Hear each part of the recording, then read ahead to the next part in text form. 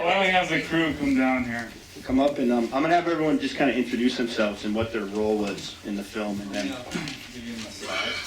Yeah, look at that, Mark Landvik giving me a Yeah. Yeah, why don't we go around and introduce what these fine, beautiful people do. Let's start with Clark Fines. Check. Hello? Yeah, it's a microphone that is more of a, it's more of a statue. Oh no, he'll turn it on, it's on. No, it's not. No, it wasn't. Apparently it was We're getting not. red lights here. Hello, you just let me know. Hello. Yeah, here, let's pass this thing down. There you go. There we go, buddy. You're on. Check. Hello.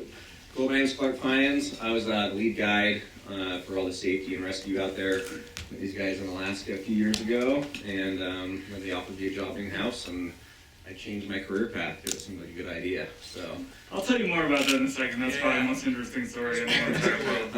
I'll be with Curt then. All right, here we go. My name is Kerry Bjorns. I work at Spy Post here in San Francisco, and I was the colorist on the film. I'm Eric Hansen. I'm the post-production supervisor for Brain Farm. My name is Charlie Rosine. I'm one of the executive producers on the film. I work for Red Bull Media House. Hey, Mark Landvik and snowboarder. That's about it, I think. Oh my God. I ride in helicopters. Chad Jackson. I'm a producer at Brain Farm. And I'm John Luce, work at Dolby. I run our production department here. My name is Juan Peralta, and I'm a re-recording mixer. I work at Skywalker Sound.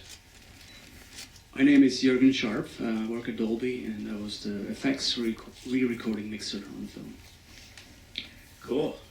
So that's everyone. I kind of wanted to start the conversation off with a direct question to Curt, just about the film. So when you sat down to, after That's It, That's All, and you were going to make another snowboard film, what was your vision in this film? Well, it's really difficult making action sports films in general because you're trying to suit first your core audience, and that's just very difficult to do when you're also trying to reach out to the mainstream. I kind of preceded the film with this, but it's an interesting concept because we're trying to, hold an audience that doesn't want you to tell them a story. They just don't like that, and then you're trying to give them a story and almost force feed it to them, or just some drama, some dialogue, some character development, and we're trying to ease them into it. So a few years ago, we created a film that's all, and it kind of started to transition them. And I was trying to take this to the next step, and I think it worked because we were able to kind of maintain the core audience as well as bring it to people like you guys who probably don't snowboard every single day and aren't like wildly enthusiastic about it, and make it something that's an entertaining experience, without that's 84 minutes. It's typically an action sports film is also 40 minutes, so we're doubling the length and hoping that you guys would be able to sit through it, which you did, which is really cool. Thank you very much for doing that. Cool. And the next question is, because we're sitting here in Dolby, and this is for you, Curt, but also the guys that mixed the film. What do you guys feel like that 7.1 channels really did for this film that no other action sports film, in my knowledge, has ever been created with 7.1 channels? How do you think it helped out the quality of this film? Well, for me, first of all, the Dolby partnership was detrimental to the film. We wouldn't have had it. Instrumental. It would have been detrimental without it. I don't know how we want to look at it. I've had 17 whiskeys. Just kidding. The whole point is that, Good. Thank you, Mark. I love you. Here's the deal. We came into this production with about $11,000 mixing budget, which doesn't really do a whole lot for sound. Basically, our sound budget was very small. Probably that was my fault. And I met Angus at NAB, and he was like, "Listen, I think we do, wonders for this film." And I was just like, "You guys are Dolby. I I don't really deserve this at all. Like, you know, like it just was so big for me to hear that. And, you know, he came to us and he was like, we can do something with this film. You know, 7-1 surround and working at Skywalker, I was like, oh my God, I'm scared. You know, it was like a big thing for me. And, you know, so, yeah, I mean, we've typically worked in stereo, and then the last one we got to work in 5.1, but the experience just wasn't there. And you know, this film, getting to work with the True HD and the 7.1, it just, I mean, I think it's just opened up so many doors for us as far as just like giving a little bit bigger experience than I'm particularly used to. But you know, these guys can speak to. You know, how was the process working with us? Was it not the process? Was it different? With Curt. Oh, come on. Go ahead, Juan. Let's hear as the lead mixer of the film. Well, yeah. Don't say detrimental. It didn't work for me.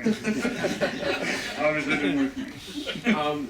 You know, I've mixed a lot of films, and this one is definitely. I think the 7.1 really helped this film a lot, just because.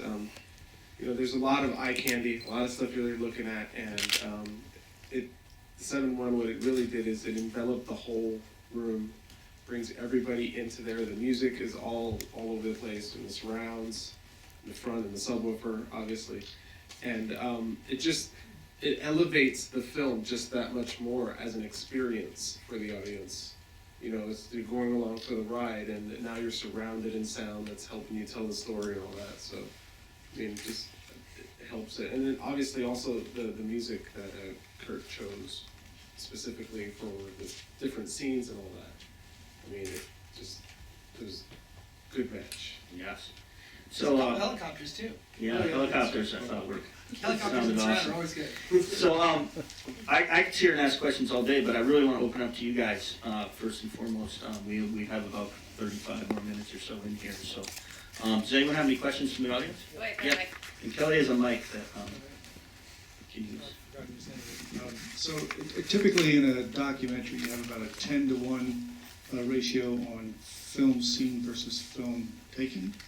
Mm-hmm. So if you're 84 minutes and you're 840 minutes of film taken, of 840 minutes, how much of it was crash scenes? Yeah, I mean, Mark, I would just go ahead and guess that probably, well, there's a couple different windows we work within. So the first window is, you know, well, it's logistically ridiculous, but, you know, first we have to get there. We have to get the equipment into these, you know, absolutely obnoxious locations, and then we have to make sure everyone's healthy. Riders, you know, bodily health has to be there, as well as. You know, I mean, just the weather, it seems like is the biggest, you know, kind of combat we play into. Like, it's our biggest competitor. So we have to deal with the weather, and the weather in most of the locations we're working in is typically probably about like I don't know, what do you say, like probably a 6 to 1. 6 to 1. Like, so like we're working in a, you know, for instance, in that last scene in Revelstoke, we did 60 days and we got 4 sunny days. So we're working in an environment where we're, one, trying to, above and beyond this, we're actually creating an episodic 1-hour television series that digs a little deeper into the story, as well as a film. And long story short, coming up against the elements, we captured about 2,600 hours of footage to one. I would say though that I would say also to your question that I think a lot more landed stuff hit the cutting room floor than actual falls. I mean, we do fall out there, but we're pretty good at the same point, so we're trying not to fall. And we filmed so much footage in the last 2.5 years that seriously, what would you say percentage-wise hit the floor? I mean, 2,600 to 1. There you go. And it really, I mean, it was an incredible amount of footage. And Mark did his, what did you do to your knee in this production?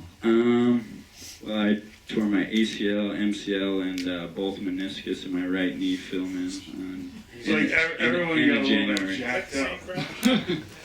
Yeah, all in the same crash. Yeah. Yeah, same crash. I mean, Mark hurt his back. Travis hurt his back. Like you saw.